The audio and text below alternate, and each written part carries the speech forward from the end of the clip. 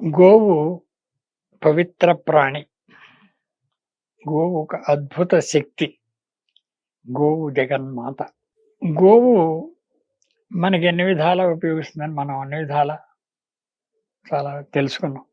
గంగా భూమి మీదకి రావడానికి భగీరథుడు ప్రయత్నం చేసిన సమయంలో, నేను భూమి మీదకి రాను. మహా పాపాత్ములందరూ నాతో స్నానం చేస్తారు. నా నా నీళ్ళల్లో నేను పవిత్రతంతా పోగొట్టుకుని, ఆ పాపాత్ముల దగ్గరికి నేను వెళ్ళలేను. అంచేత భూలోకం రానని భీష్మించి కూర్చుందిట.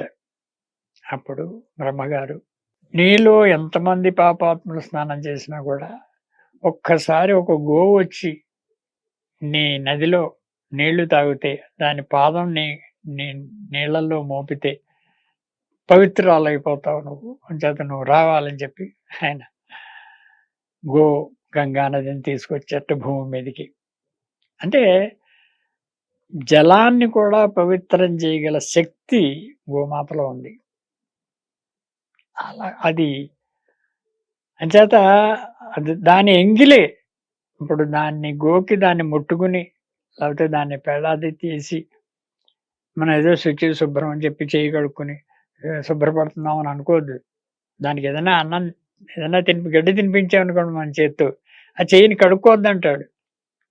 దాన్ని తినిపించేసిన తర్వాత ఆ చేత్తో మళ్ళీ మనం కూడా ఏదైనా ఆహారం తీసుకోవడం ఏదో చేయొచ్చు. దాన్ని కడుక్కుంటే పాపం అన్నాడు. అంటే అది ఎంగిలి కాదు. అది మీరు మంచిగా భావించాలి తప్ప చెడు కాదు. అలాగా ఆ గోవు కొమ్ముల్లో శివకేశవులున్నారు. ఈ ఇలాగా ఈ నంది గురించి, ఆ శివుడు గురించి, ఆ శివుడు ఎంత ప్రైజ్ చేశాడు. శివుడు హాలాహలంతో క్షీరసాగర మదనంలో హాలాహలం వచ్చినప్పుడు, హాలాహలం ఎవరు లేకపోతే శివుడు తిన్నట్ట దాన్ని. ఆ హాలాహలం తను మింగడం మూలానే భూ భూమాత రక్షించబడింది. లేకపోతే భూమి అంతా స్మాష్ అయిపోయేది. అలా ఆయన స్వీకరించే టైంలో కొన్ని డ్రాప్స్ కింద పడబోయేట. జారి పడితే అప్పుడు నంది వచ్చి ఆ విషాన్ని స్వీకరించిందిట. ఆ డ్రాప్స్‌ని. అంచేత శివుడికి నంది అంటే గొప్ప అభిమానం. ఊరికే నంది వాహనుడు నంది మీద తిరుగుతాడు అంటే అదో వాహనం అని అనుకోకండి. నందీశ్వరుడనే పేరు ఇచ్చాడు శివుడు దానికి. నందీశ్వరుడు. నా తర్వాత నంది అంతటి దేవత అని. అసలు నంది గుళ్ళో నంది కనిపిస్తే దాని చెవిలో ఏదన్నా చెప్తే అది శివుడికి అందజేస్తుందట. పలానా వాళ్ళు వాళ్ళని కోరుకుంటున్నారు. నువ్వు విని వాళ్ళని రక్షించాలి అని. అంటే అప్పుడు రాత్రి కల్లోకొచ్చి నువ్వు ఇలా చేయాలి, ఇలా చేస్తే నువ్వు రక్షించబడతావు నీకు మార్గం చూపిస్తుందట. ఇంకా వినాయకుడు అంతటి వాళ్ళు మిగిలిన దేవతలందరూ కూడా డైరెక్ట్‌గా వెళ్లి శివుడితో మొరపెట్టుకుంటే వినలేదుట. గోవు చెప్తే విన్నాట. గోవు చెవులు అందుకే ఏదైనా చెప్పండి. చెప్తే మీ కోరికలు నెరవేరుతాయి అంటూ ఉంటారు. గోవు అంటే అంత నమ్మకం ఈశ్వరుడికి. గోవు అంటే అంత ప్రేమ గోవుని. అలాగే గోవు శివుడికే కాదు అమ్మవారికి కూడా. ఇది డైరెక్ట్ అమ్మవారండి. గోవు అంటే అమ్మవారే. పీఠాధిపతులు కూడా అందరూ ఆ గోవుకి పూజ చేస్తే చాలు, గుళ్ళోకెళ్ళి అమ్మవారికి పూజ చేయక్కర్లేదని ఇంటికెళ్ళిపోయేవారట. గోవు కనిపిస్తే చాలు, గోవుకి పూజ చేసేస్తే అమ్మవారికి పూజ చేసినట్టే. ఇంకా తిరుగులేదు దాంట్లో.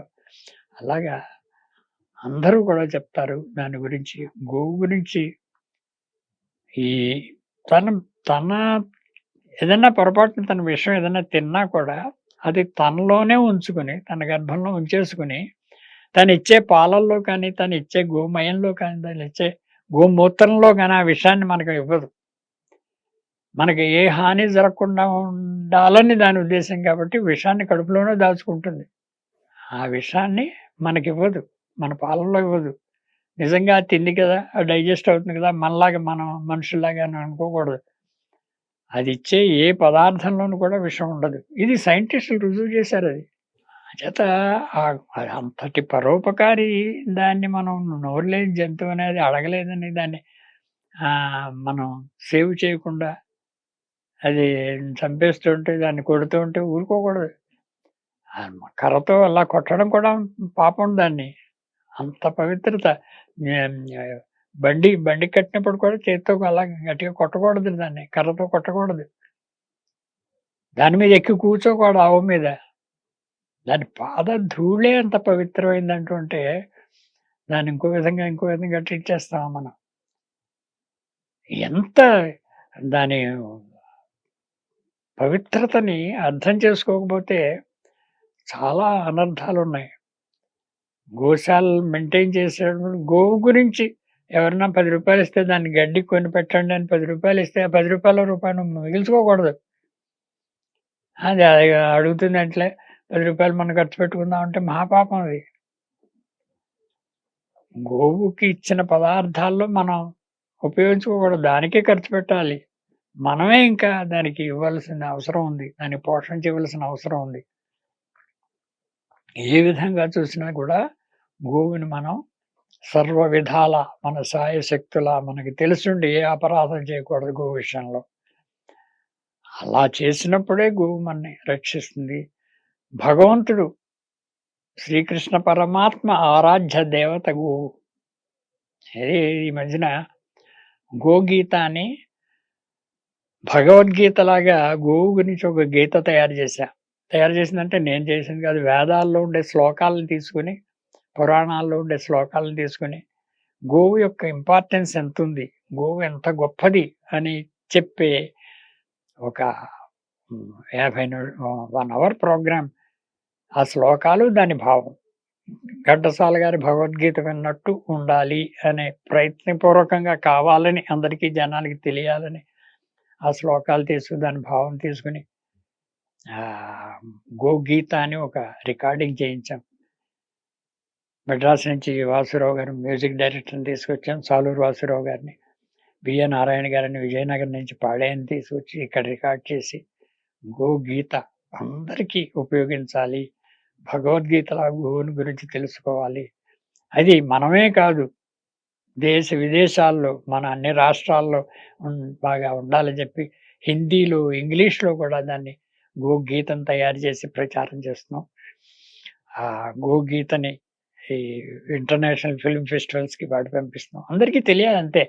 అందరూ దాని గురించి తెలుసుకోవాలి అనే విషయాల్ని ఏ విధంగా సర్వశక్తి అన్ని విధాల దీన్ని ఎలాగా మనం అందరికీ తెలియజేయాలని ఏ టు జెడ్ నేను మొదటి నుంచి కూడా గోవుని ఆరాధ్య దైవంగా పెట్టుకుని అన్నీ సర్వస్వం గోవే అనే అండర్‌స్టాండింగ్‌కి రాగలిగానంటే ఇంత స్టడీ చేశాను కాబట్టి నాకు ఆ దారికి దొరికింది.